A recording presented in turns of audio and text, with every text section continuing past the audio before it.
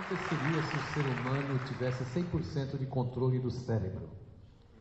100% de controle do cérebro, de uso do cérebro, né? Você falou que nós usamos 5%, Albert Einstein usava 10%. Não, a gente usa 5% para consciência, mas a gente usa o resto para outras coisas, né?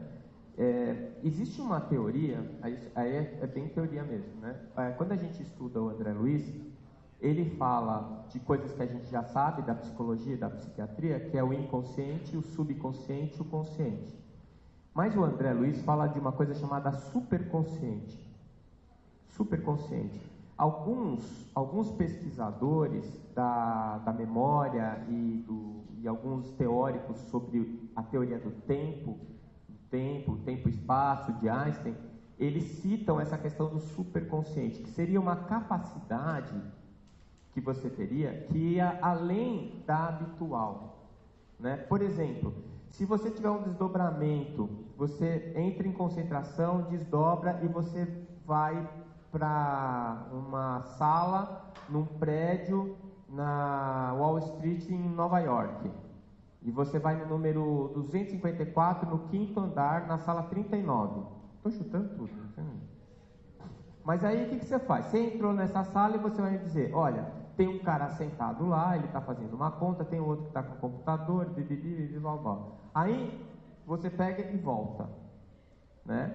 Aí eu vou lá, eu conheço um amigo meu que mora lá em Nova York, eu peço para ele ir nessa rua, nesse lugar, ele sobe lá e descreve exatamente o que você descreveu.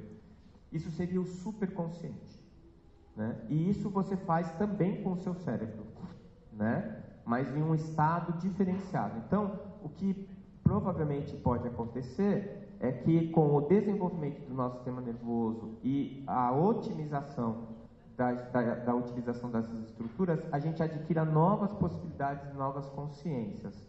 Tem um filme que eu achei bem legal, chama Lucy. Alguém já viu? Esse filme fala sobre isso, né? Eu não sei se vai acontecer aquilo, mas eu achei bem interessante e gostei do pano de fundo, da ideia, né? do filme. Quem tiver oportunidade, assiste, é interessante. Terapias em hospitais tipo Doutores da Alegria ajudam ou são essenciais na recuperação? Eu acho que ajuda, é fundamental, é importantíssimo, né? Esse pessoal que faz esse tipo de trabalho é o que hoje a gente fala de cuidados integrativos, né? Não tem mais como eu falar, porque antes era alternativa é um ou outro, está errado. Depois veio complementar. Se você complementa alguma coisa que você acha importante, tá? Mas será que o biológico é o mais importante? Então, às vezes, a integrativa é uma palavra mais legal, porque ela mostra que quando você vai cuidar de um ser multidimensional, você precisa atuar de maneira multidimensional.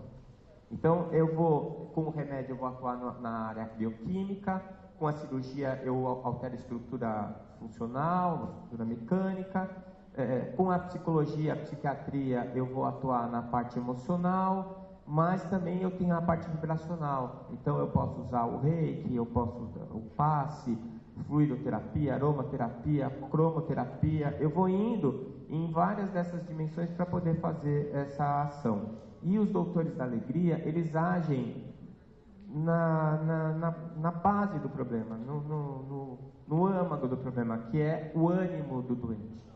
Então, se você vai lá, faz o cara rir, se você faz o paciente se divertir, quando é criança, se você faz ela tirar a cabeça dela daquele ambiente que está acontecendo ao redor dela, faz ela rir, ela relaxar, isso aumenta a imunidade, já está provado, melhora as imunoglobulinas, melhora a imunidade, a criança fica mais resistente, mais saudável e responde melhor ao tratamento, né? Porque ela está mandando uma mensagem positiva para as células dela.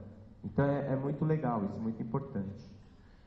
As nossas ações e pensamentos podem ativar algum gene gerando doença ou emitir alguns permitindo que tenhamos uma vida mais saudável? Deu para entender? É isso aí, é isso mesmo, pode sim.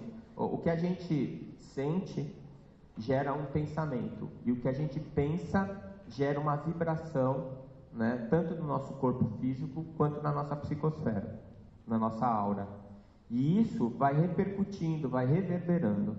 Então, se você tem pensamentos positivos, você vai ser mais saudável, né? E negativos, você vai ser mais doente. Então, você pode fazer que nem aquela minha paciente, escolher ter câncer de estômago, ou você pode ter um câncer de estômago porque acidentalmente você acionou aquele gene, mas você fazer um tratamento otimista, né? Buscando fazer tudo que está ao teu alcance para reverter aquele processo e realmente reverter, né? Tem um livro muito interessante de um autor que ninguém conhece, chama Cura e Autocura, do André, que está aqui com a gente, que fala disso aí. Ele vai em cima dessas questões, mostrando como você é o único e principal causador da sua cura. Você pode buscar pessoas que te ajudem a encontrar um caminho, mas a cura é atributo teu. Conte a história do seu paciente, morador de rua, que a filha é professora de uma grande faculdade, de uma universidade. Ele estava com câncer. Ele já desencarnou? Então, eu não sei se ele desencarnou. A história é a seguinte: eu estava morando em Santos e eu fazia cirurgias no Hospital do Estado lá, e eu fiz o diagnóstico de um paciente com câncer de esôfago. Ele tinha câncer de esôfago, não conseguia engolir saliva, então a gente precisava fazer uma cirurgia nele. Como não dava para tirar o câncer, porque ele tinha muita metástase no fígado, no abdômen, a gente imaginou de fazer um bypass. A gente pegou o estômago dele, fez um tubo e passou por trás do externo e conectou no esôfago aqui em cima, tudo por baixo da pele, para ele poder comer, pelo menos engolir a saliva de novo. E antes da gente fazer a cirurgia, eu fui conversar com ele, pedindo para ele me dar uma referência de alguém da família dele, para eu avisar, porque era uma cirurgia grave, ele estava com uma doença grave, a perspectiva era dele morrer em 3 a 6 meses, né?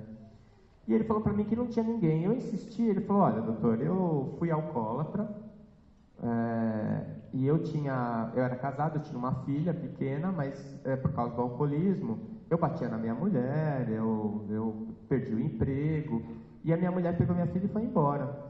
Depois que aconteceu isso, eu procurei mudar minha vida, entrei pro ar e eu controlei o alcoolismo, mas eu não tive coragem de procurar de novo a minha mulher, mas eu acompanhei a distância. Elas mudaram para São Paulo, a minha filha cresceu, prestou faculdade de medicina e ela é médica hoje no Hospital das Clínicas. Ela fez medicina na USP e é médica no Hospital das Clínicas.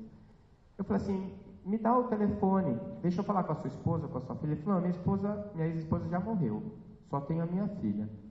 Então, me diz o nome dela que eu vou ligar lá no HC, vou ver se eu consigo falar com ela. Ele falou: não adianta, doutor, ela foi embora, ela tinha uns 4 anos, se não me engano era isso, 3, 4 anos.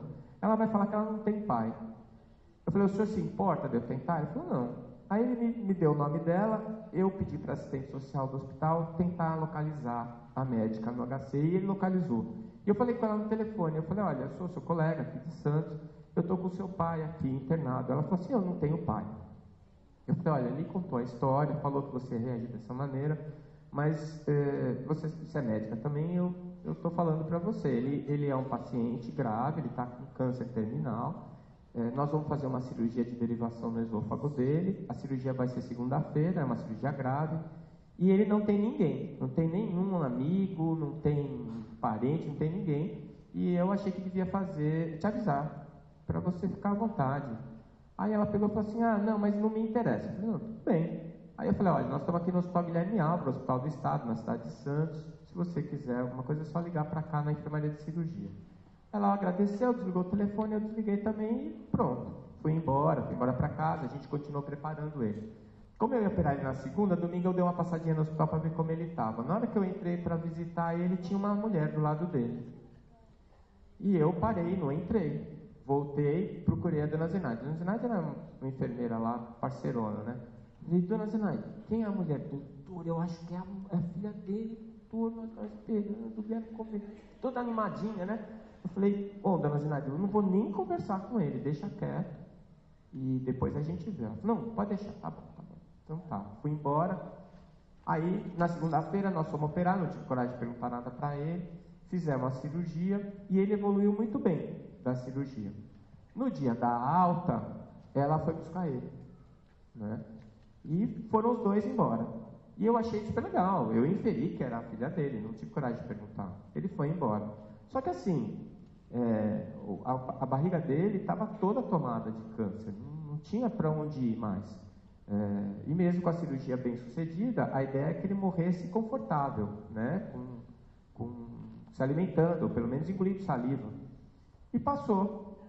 Aí, acho que passaram uns 4, 5 anos, eu estou lá no ambulatório e aparece o homem. Entrou porta dentro. Eu achei que tinha eclodido minha mediunidade, né? Falei, pô, estou vendo espírito, né? E acho que eu fiquei tão branco que ele falou assim, doutor, calma, sou eu mesmo. Eu falei, nossa, pedi para ele sentar, examinei ele, a barriga dele com as mesmas metástases, a barriga dele parecia um saco de batata, de tanto tumor na barriga. 5 anos. Aí eu fiquei olhando para a cara dele, ele percebeu, falou assim, o senhor quer saber como é que eu cheguei aqui, né, doutor? Eu falei, pois é, quero saber mesmo. Ele falou, doutor, é o seguinte, só fiz bobagem na minha vida, só fiz bobagem. Aí, esse câncer foi a melhor coisa que aconteceu na minha vida. Porque, por causa dele, a minha filha veio me procurar. E por causa disso, eu voltei a ser pai.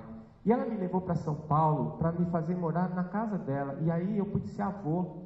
Eu conheci os meus netos. Eu conheci o marido dela, que agora é como se fosse um filho para mim. Aí eu cheguei pro meu câncer e disse o seguinte, ó, você me ajudou pra caramba, eu não quero que você vá embora, mas também deixa eu ficar mais um pouco.